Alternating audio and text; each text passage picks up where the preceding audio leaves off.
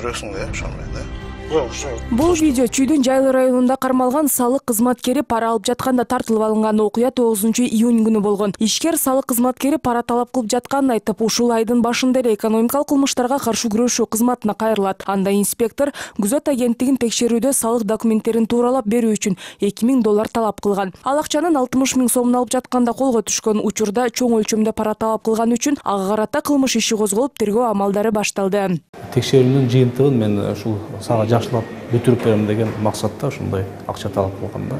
Эми муну жалпы азыр мен майдалап айта албайм, бул тергөөнүн баягы кызыкчылыгы үчүн.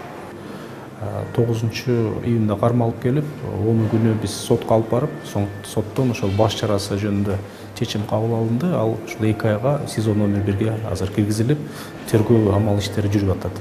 Эскерте кетсек, экономикалык кылмыштарга каршы күрөшүү кызматынын азыркы башчысы Замирбек Осмонов буга чейин 3 жыл катарынан салык кызматын жетектеп келген. Анын айтымында быйыл салык инспектору биринчи жолу пара менен кармалууда. Өткөн жылы 19 кызматкерге кылмыш иши козголгон. 8 салык инспектор пара талап кылганы үчүн жоопкерчиликке тартылган. Колу таза эмес кесиптештери бар экенин салык кызматынын өкүлдөрү деле жашырбайт. Алар коррупция менен күрөшүп жатканын, ар бир кызматкер менен жыл сайын келишим түзөөрүн айтышат. Бизде салык кызматынын жумушу өтө мындай коррупциялык тобокелдикке жакын да.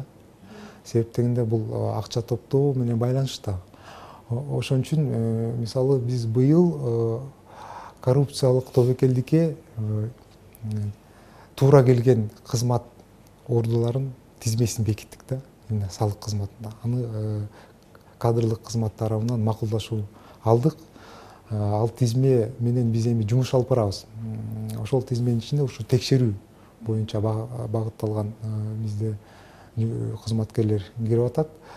Кандай мисалы алдын ала иштер жүргүзө аласыз? Бул баягы ротациялоо. Ишкерлерди текшерүү маалында салык документтеринде кандайдыр бир кемчиликтер байкалса, айрым инспекторлор ага көз жумуп коюу үчүн акча талап кылышат. Ошол эле убакта ишкерлер салыкты толук төлөбөстүн айласын кылып, көмүскөдө иштөө үчүн өздөрү пара сунушташат. Мунун кесепетинен көмүскө экономика өнүгүп, бюджетке канча деген миллиондор түшпөй жатат дешет адистер. Эл аралык изилдөөлөр боюнча Кыргызстанда жүргүзүлгөн бизнестин 40-60% чейин жашыруун иш алып барышат.